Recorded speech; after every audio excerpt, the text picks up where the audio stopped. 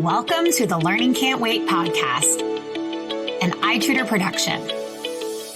At iTutor, our vision is to ensure every child has access to education, regardless of circumstance. Each episode, we will be joined by pathfinders within and around the education space who are bringing about transformational change on behalf of deserving students. I am your host, Haley Spirabauer. Welcome back, everybody. I'm so excited you're joining today for our episode. We have Belinda Halpern, the founder of Inspiring Educators and the co-author of the book, Leadership Presence: Dramatic Techniques to Reach Out, Motivate, and Inspire. Welcome, Belle. I'm so excited to have you here. Thank you so much, Haley. Excited to be here too. I'm really eager to talk to you today. As you know, but our audience maybe doesn't, I am an advisory board member for Inspiring Educators. I deeply believe in the work you're doing, and I'm excited for you to share about that work in just a little bit. Great. So, Belle, can you start us off by telling our audience, how did you come to be the personal and professional version of yourself? Well, I have a long, unusual story. Well, let's hear it. I started out actually, when I was a really little kid, my parents started a Montessori school in Newark, New Jersey. And it was in the sort of proto-charter days. And it was a mixed income, amazing school where I had the experience of seeing that everybody deserves a great education and can get one. And I got really interested in education. I thought I wanted to be a teacher. Then I ended up deciding I wanted to be a singer and an actress. And while I was at Harvard, I met a professor who gave me the idea that you could take theater exercises and make them applicable to leadership. So while I was singing and acting, I started a corporate company called the Ariel Group, and we taught leadership using theater to CEOs and to people in consulting roles all over the world. And then I sold that company in 2012, and I went back to my first love, which is education and educational equity. And so Inspiring Educators takes that same intellectual property, which has to do with the skills that an actor has to have, which surprisingly are things like listening and empathy and the ability to connect. And then, of course, the ability to be expressive and share ideas and mission in a way that's really compelling. So I took those ideas and applied them to school leaders in underserved communities. And we've been working really, again, all over the country, Teach for America, all over the place, and Boston Public Schools, New York City Public Schools, and many charters across the country. That is, as you said, a really interesting route to where you are today, and I'm excited to dive in more to that. Let's stay, though, with your own schooling. You obviously had some inspiration in your family beginning a Montessori school, but what moments from your own childhood really stand out to you as transformative for you as a learner? Well, I can think of two immediately, or actually three. So the first one is when I was at that Montessori school and just sitting crisscross applesauce around the circle and seeing people that looked really different from me and recognizing that we could all learn together. And it was just like in my blood. So I feel really grateful for that. And I also, around that time, I heard later, when I was like 8 or 10, I heard from my parents with tears in their eyes that during the Newark riots, the parents of that school held hands around the school all night long and kept the school from being burnt down. And that moment kind of struck me about what kind of community schools can create and what kind of community principals and leaders can create with staff and with parents. So wow. I have the chills hearing that story, Belle. Yeah, it was amazing. And I remember my parents telling me and that they waited a while to tell me because I wasn't really ready to hear it when it first happened. Sure. That is very powerful and probably the definition of transformative. You know, I hear that and I hear how I know how leaders can play a part in that. So let's talk a little bit about what the philosophy is of Inspiring Educators and why you targeted school leadership as the audience for the work that you're doing and how it does that work. Great. So first of all, it happened a little bit through chance that the work that I originally developed was really successful with very senior leadership in corporations. So it made sense to me that they had to be the face of their corporations, just as principals and other school leaders need to be the face of their schools. And they need to communicate with their constituents in ways that help them align with mission. So that just was like a natural audience because that's the work that I had developed. And then when we got into the schools and we saw that this was a really underdeveloped area for most school leaders, that they had gotten, there was this funny thing I remember reading once that school leaders were kind of chosen for being, what was it?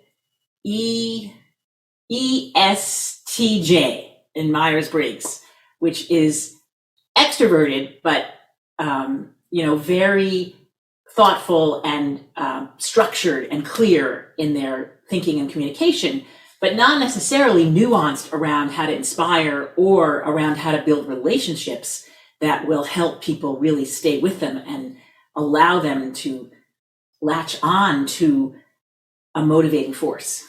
So it became clear to me that we had something that was really valuable in this particular, and we actually did think about working with teachers early on, more around storytelling and how teachers could really engage their classrooms.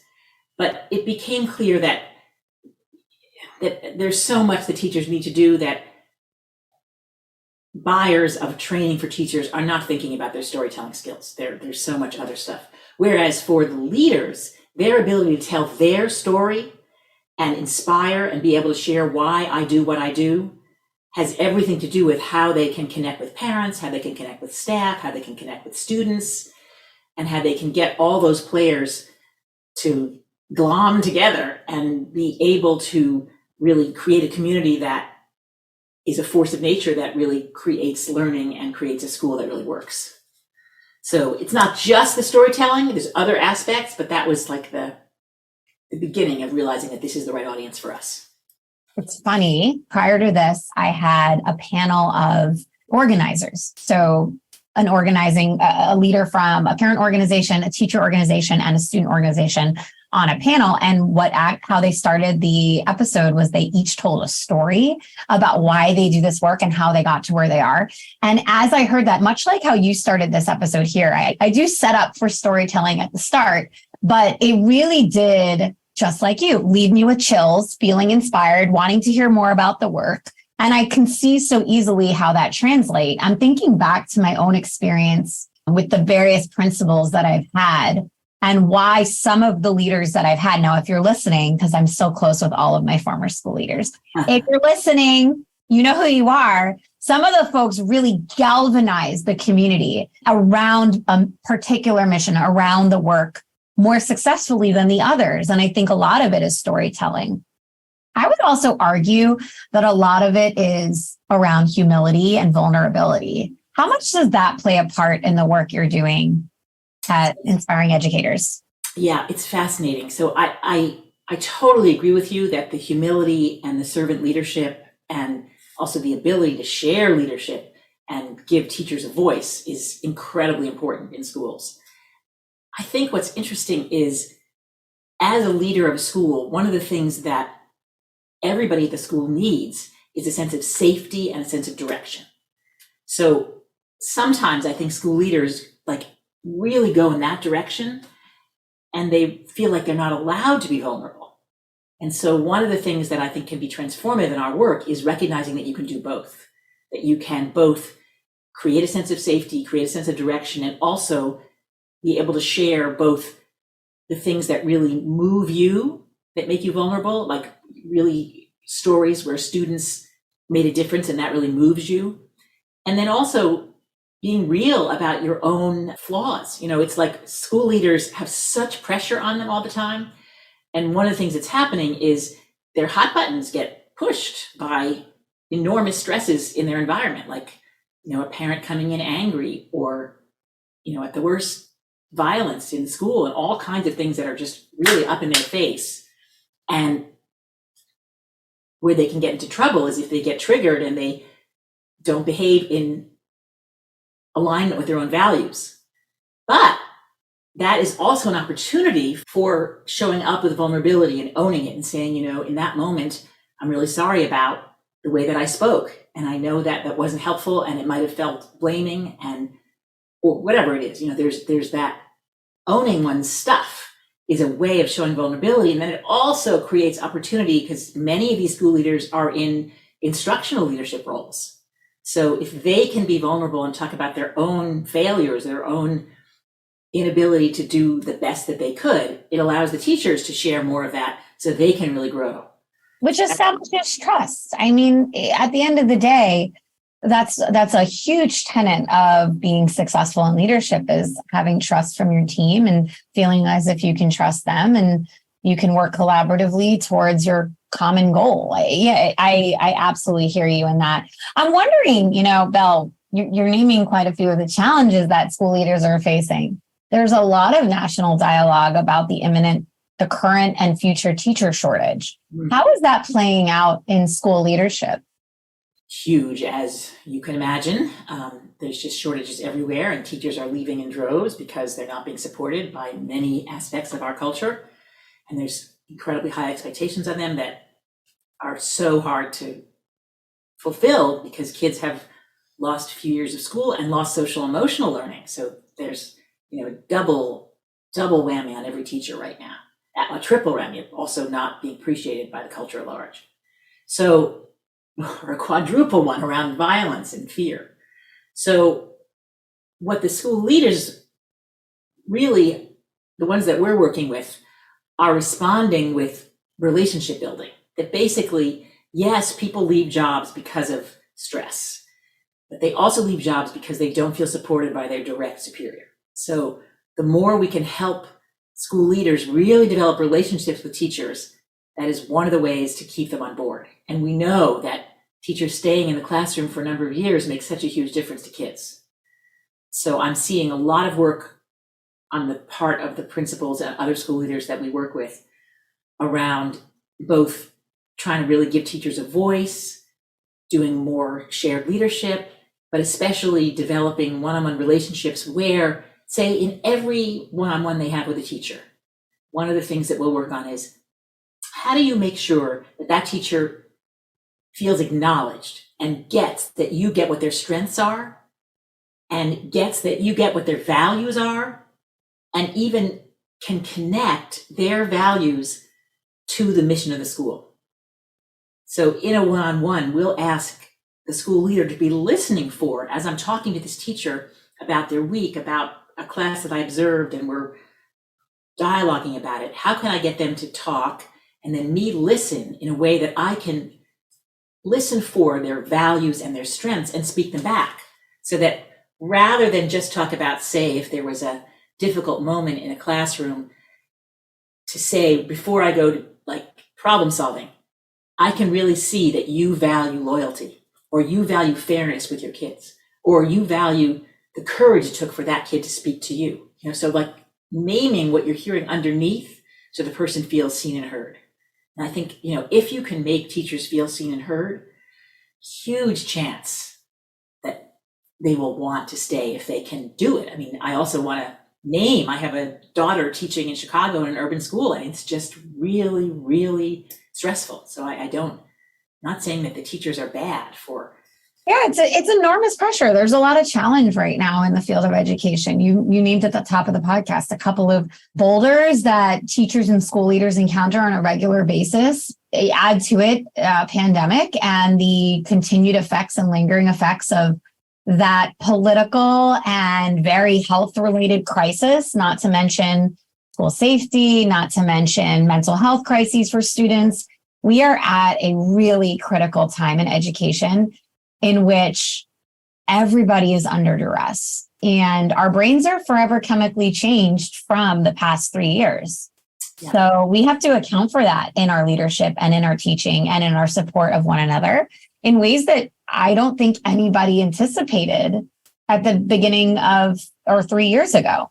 Right. I mean, I think what's interesting is social emotional learning and social emotional well-being of staffs has just exponentially become important in the current climate. We have a model that we work with at Inspiring Educators, and it's the first 4 letters of the word presence. So one of the ways that we're working with leaders is on their presence. And for us, their presence is composed of how they can be present with people. That's the P. Then the R is how they can build relationship. Then the E is how they're expressive and let people see them and get to know them and also feel their vulnerability. And then the S is their ability to be self-knowing. So know what their triggers are and know how they can manage them.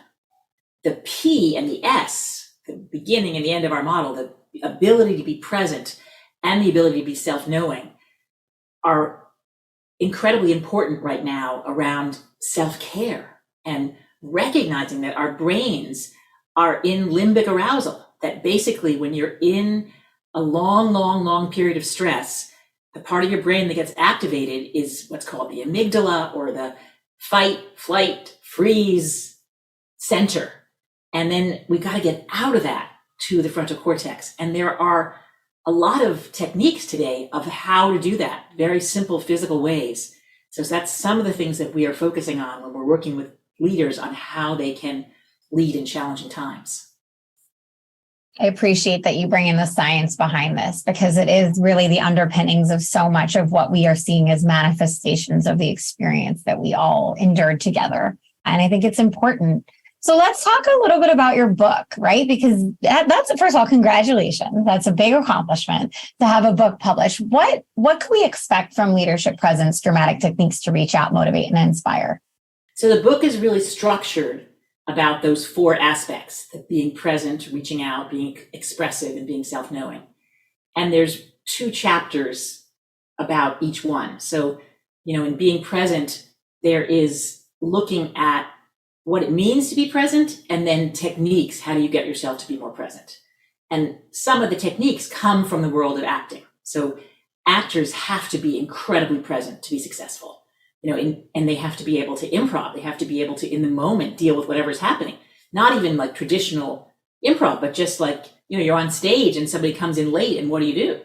So just as principals have this enormous amount of spontaneous need for thinking on their feet, so do actors. So we work with the relaxation that you need to get your brain to be able to stay calm under pressure. So that's one of the aspects. And also it's really interesting, some of the new science around this, around that we can choose our emotional state. So we can, in a moment of stress, we can go back. And so actors work on, I remember when I still do it today, but when I started out, I remember I was really nervous going on stage. So stage fright is another form of freeze, flight, fight, amygdala hijack. And one of the things that I would do is do by breathing. If you breathe deeper into your belly, you can actually inhibit the adrenaline. But also I would remember really peaceful, joyous times in my life. Like I remember being on my grandmother's lap and how much love I felt, and just bring that into the opening of my shows. And that's something that I've also been working with principals. How do they, in a moment of incredible stress, come back to a moment in their lives where they felt gratitude, where they felt joy, where they're on a beach and they see the ocean and they feel the enormous connection of the universe. And it's very interesting that we can actually take our brains out of fight flight through bringing in a joyous or grateful emotion like oxytocin can actually bring us peacefulness. I love that. This is a strategy I teach my son, by the way. My son, he has a little worry about going on. He's almost 7. And when he's feeling this way, if I can get him to a place where I can have him visualize, like, let's, bring ourselves back. We can't go play Legos right now, but let's pretend we're all playing Legos on the floor. Like, how does that feel? Can you like center yourself in that? So yes. Cool to hear that that's a strategy that works for other people, because it's definitely one that works in our house. It's interesting. And I think sometimes people are resistant to it because they feel like it's fake. And I think there's a whole way of understanding that we're always playing roles and we're always choosing how we're going to show up. And there is a piece of being really honest with ourselves about how we are feeling. So the first step is like really noticing how you're feeling, what's going on. So noticing in your body, my heart's beating fast, my mouth is dry. What are the symptoms? Or what are the feelings that I'm having? I'm having like anxiety and lots of thoughts. And then going to, okay, so in this moment, I'm going to choose another way of being, And of course, there's another piece of it, which is also taking more time. There are times when you need to like take a break before you can come back. You can't always be on. So that's kind of one of the pieces of the P, the first 2 chapters of the book. And then the next part is the R. So it's all about empathy. And, first we talk about how people don't know that actors have to really practice and study empathy. Like to get to play a role, you have to get under the skin of that person that you're playing. So of course, principals are not actors, but they do have to understand the people that work for them and really have empathy and get under their skin so they can behave in ways that will connect. So that's a whole thing of how do we allow more empathy? What are the skills that allow us to listen more deeply and acknowledge people? And putting time into that. There's a whole thing also around, it can feel like your agenda is so full as a school leader that to somehow prioritize relationship building with staff can be really tough. And putting it into your schedule and making sure that at every meeting you're starting and ending with that. All of those are like small ways of making it happen. And then the E, the being expressive, is of course where there's the most parallels with actors. But one of the ways that we work on that in schools is how do you both tell your story, and then how do you tell the story of student success?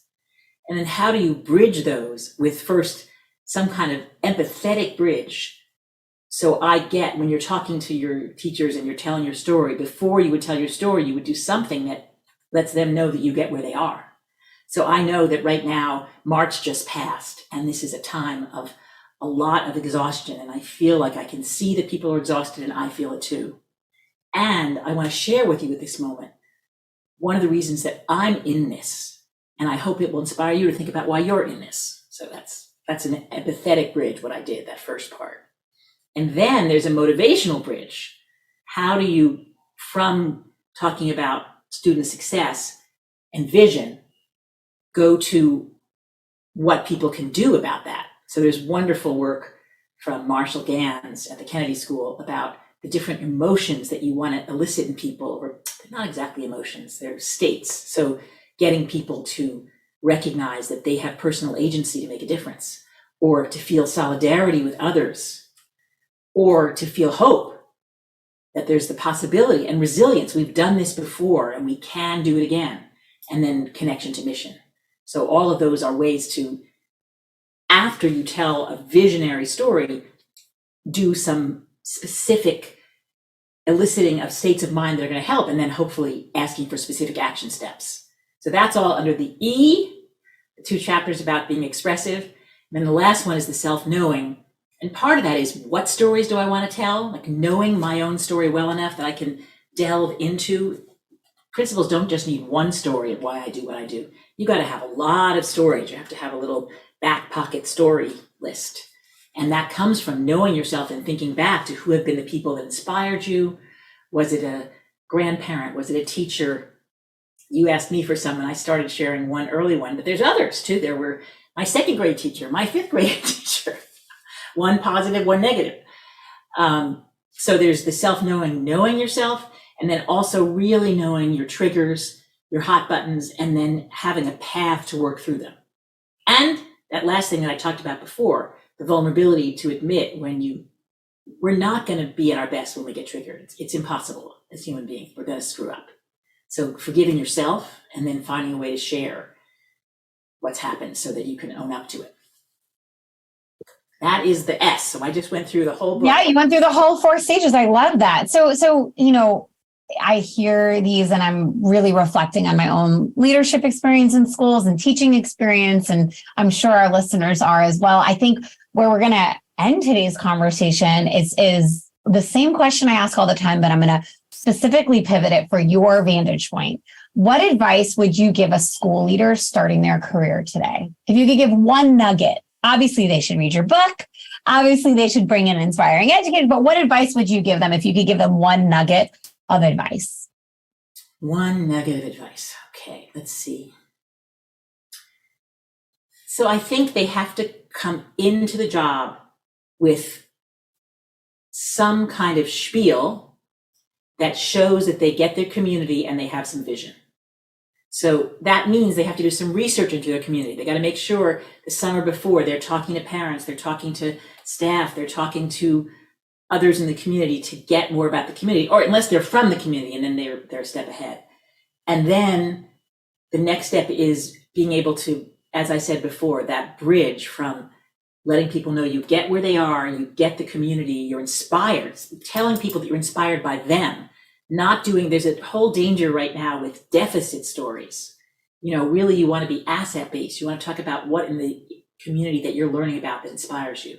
So having something like that, and then having some vision that people can get behind, that's straightforward and simple. Those two things. And then that's the spiel piece. And then I know you asked me for one, but then the second one would be relationship building with staff right away. Wonderful. Val, this has been a really impactful conversation. I love being able to highlight the work of inspiring educators and also the theory and practice behind it. I am super excited to continue to follow and cheer on this journey for the work that you're doing. And I'm so grateful you took time out of your busy schedule to come on the podcast today. Thank you. Thank you, Haley. And thank you for what you're doing. I believe in both these podcasts and also the tutoring that you're doing is so important, and is, sometimes I dream that there could be like a draft and everybody would have to do service of tutoring, because if we could expand that ability to get the kids who are behind from the many reasons people are behind, including the pandemic and poverty, and get them tutoring, I feel like it would change our culture. Yeah, thank you so much for naming that. I really appreciate it. And thank you to everybody who tuned in today. Great. All right. Thank you so much, Haley. Nice to talk to you.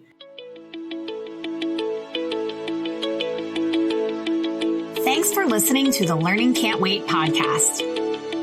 If you liked what you heard, please rate, review, and share this episode.